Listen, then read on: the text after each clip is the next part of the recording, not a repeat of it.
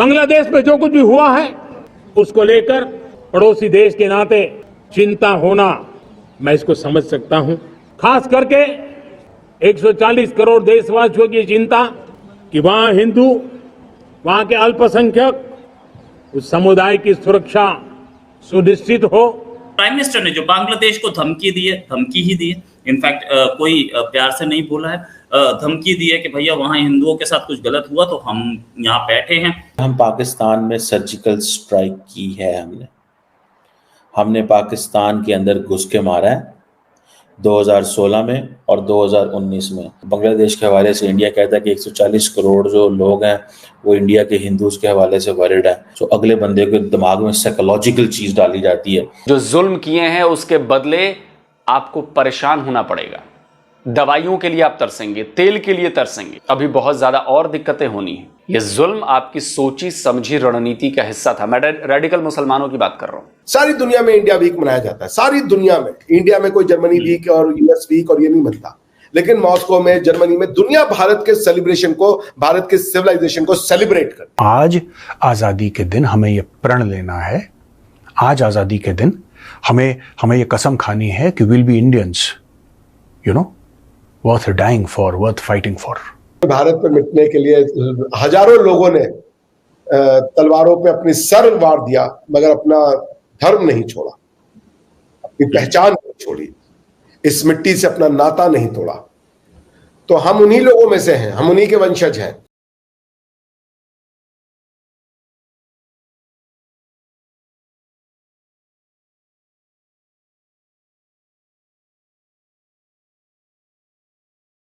नमस्कार दोस्तों, आज हमारे प्रधानमंत्री नरेंद्र मोदी जी ने लाल चौक पर खड़े होकर के बांग्लादेश को सीधी वार्निंग दी है।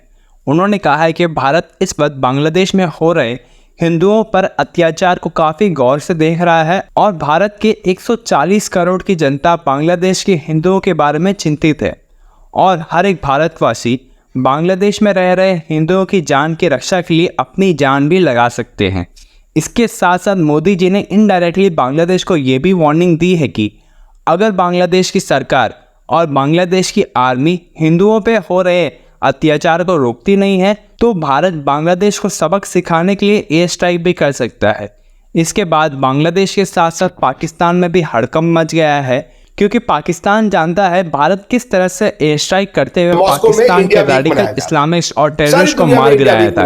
इसी तरह की इलाज अब बांग्लादेश में भी किया जाएगा। तो चलिए इसी पर आगे पाकिस्तानी मीडिया का रिएक्शन देखते हैं। सेलिब्रेशन को, भारत के सिविलाइजेशन को सेलिब्रेट करती है। मैं हैम्बर्ग में था, हैम्बर्ग इंडिया वीक मनाया जाता है, मैं उसमें पार्टिसिपेट ले चुका हूं। आपको सुनने वाले जो जर्मनी में रहते होंगे वो ये बात आइडेंटिफाई कर सकते हैं और आपको बता सकते हैं। पर पाकिस्तान में और भारत के मुसलमानों को क्या सिखा दिया इन कम्युनिस्टों ने कि इंडियन कल्चर गंदा कल्चर है, हम गाय का गोबर खाने वाले हैं, गाय का मूत्र पीने वाले लोग हैं। और अकबर ने और इन लोगों ने आकर के हमें सिविलाइजेशन दिया। ये झूठ जो ये बोलते हैं ना, तो अरुण सिंह जी, अगर आपको नया नॉलेज अच्छा लगा तो कृपया मेरे चैनल को भी सब्सक्राइब करें। बिल्कुल जाएं और एक बार सब्सक्राइब जरूर करें। एक चीज और ये है, एक जनाब ने जाट एक्चुअली पाकिस्तान की ISI के बहुत सारे फेक ऐसे अकाउंट्स हैं जो कि लिखते रहते हैं, कह रहे हैं अब अभिषेक जी को बांग्लादेश भेजने देना चाहिए। अभिषेक जी वैसे तो बहुत सारे कंट्रीज में रह चुके हैं और ऐसे कंट्रीज में रह चुके हैं जहां 100% मुस्लिम पॉपुलेशन थी। अभिषेक जी, डॉक्टर साहब, एक चीज मैं पूछना चाहूंगा कि आज प्राइम मिनिस्टर ने धमकी दी बांग्लादेश को कि सुनो, हिंदूज पे अटैक टॉलरेट नहीं किया जाएगा। ये धमकी क्या एक बहुत लेट नहीं है? सबसे पहले तो प्रधानमंत्री मोदी को मेरा बहुत बहुत बहुत आभार। मैं बड़ा नाराज था प्रधानमंत्री मोदी से, क्योंकि उन्होंने टैक्स लेकर के हमारी कमर तोड़ दी है। इतना गुस्सा था मेरे अंदर, मैं बता नहीं सकता आपसे। क्योंकि हम लोग को भी जीने दो यार, हम लोग जो गरीब आदमी है, जो मिडिल क्लास में अगर आ गए अपनी मेहनत से, तो एक घर बना ले, कुआं बना ले। आप आकर के स्टैटिस्टिकल जार्गन से आप हमारा दुख नहीं कम कर सकते। मैं ये वित्त मंत्री जी को बोलना चाहूंगा कि वो सारे स्टैटिस्टिकल जार्गन हमारे हाथ में समझ नहीं आते, तो हमें वो समझ में नहीं आता। तो हमें भी जीने दें, हमें भी खुलकर थोड़ा एक अपनी जिंदगी में कोई प्रॉपर्टी बना लेने दें, घर खरीद लेने दें।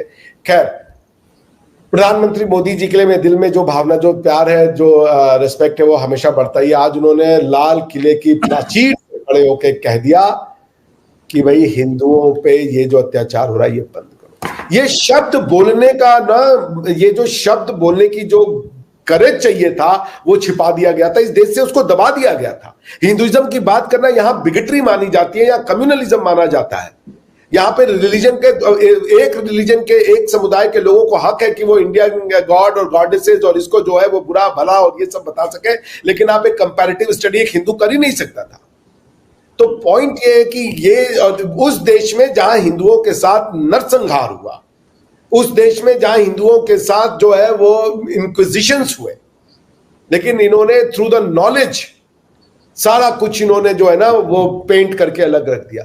भाई जिस देश का पहला एजुकेशन मिनिस्टर आपने एक मौलाना ना को बना दिया, वो भी अरब में पैदा हुआ मौलाना, उससे बड़ी आप त्रासदी आप क्या करेंगे जब the man who knew nothing about India became the education minister of India. ये नेहरू जी का कंट्रीब्यूशन इस देश के लिए। और उनकी मैं कहीं आज, ये तो मुझे भी बहुत दुख लगता था, लेकिन मैं आज कहीं सुन रहा था, उसमें कोई प्रोफेसर साहब वो बता रहे थे कि उनकी जो मौलाना अबुल कलाम आजाद की जो कमिटी ऑफ एडवाइजर्स थी उसमें खाली 2 ही यूनिवर्सिटी के लोग थे, जामिया मिलिया और अलीगढ़। कि भारत के खिलाफ जो काम किया जा रहा है, हिंदुओं के खिलाफ जो काम किया जा रहा है, उस कर्म का फल तो मिलेगा ना बांग्लादेश वालों को। और इसका असर देखिए दिखना शुरू हो गया है। महंगाई से आप तड़पेंगे, जो जुल्म किए हैं उसके बदले आपको परेशान होना पड़ेगा। दवाइयों के लिए आप तरसेंगे, तेल के लिए तरसेंगे। अभी बहुत ज्यादा और दिक्कतें होनी हैं, क्योंकि यह जुल्म आपकी सोची समझी रणनीति का हिस्सा था। मैं रेडिकल मुसलमानों की बात कर रहा हूं, और इसमें वो लोग भी पिसेंगे जो मौन स्वीकृति देकर अपने आप को पाक साफ समझ ले रहे हैं बांग्लादेश के लोगों में। तो बधाई हो बांग्लादेश, जिस पूर्वी पाकिस्तान से आपने आजादी पाई, एक बार फिर आप वही बनने जा रहे हैं, पूर्वी पाकिस्तान। आज से हम सब आपको पूर्वी पाकिस्तान कहेंगे, बांग्लादेश नहीं कहेंगे। पूर्वी पाकिस्तान के नाम से आपको जाना जाएगा, क्योंकि आपकी हरकतें भी बिल्कुल वैसी हैं। वरना कौन अपने चलते फिरते देश को ऐसे बर्बाद कर सकता है? पाकिस्तानियों ने तो किया,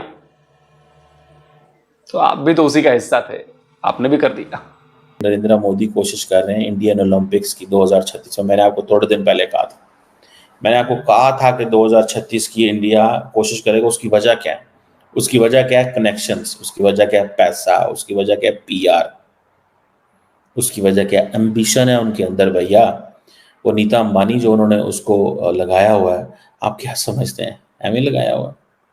लोग कहीं समझ जाएंगे नहीं नहीं नहीं नहीं, पता नहीं ऐसे नहीं होगा। 100% वो लगाएंगे भाई, 100% वो कोशिश कर रहे हैं और उन्होंने करनी है। ठीक है जी, ठीक है जी, और उन्होंने कोशिश करनी है इस चीज़ के हवाले से। ठीक है जी, तो ये जो चीज़ है, ये जो पॉइंट है, मैं समझता हूँ दैट्स वेरी इंटरेस्टिंग। और मेरी ज़ाती नज़र के अंदर मैं समझता हूँ कि ये कोई मजाक नहीं है, एक डिफरेंट चीज़ है। मुझे ऐसे लग रहा है, what I find and see here as a student of politics, Pakistan जो है वो ओलंपिक्स तो नहीं करा सकता, लेकिन ओलंपिक मैच खेलने जा सकता है। यही हम कर सकते हैं और तो कुछ नहीं है। So India is all set hello bent कि हमें ओलंपिक्स 2036 में करवानी है हर कीमत पे। और अगर ये नहीं होती ओलंपिक्स तो जारी बात है वो 2040 की कोशिश करेंगे, और वो समझते हैं कि 2040 जो है वो हमारे लिए that is going to be important for us. So इसलिए जो है वो this is what they are saying. So बहरहाल देखते हैं कि ये क्या चीज़ है। लेकिन एक चीज़ जो इंडिया के वज़ीर-ए-आज़म ने बात की है, that is self reliance in India, आत्मनिर्भर भारत।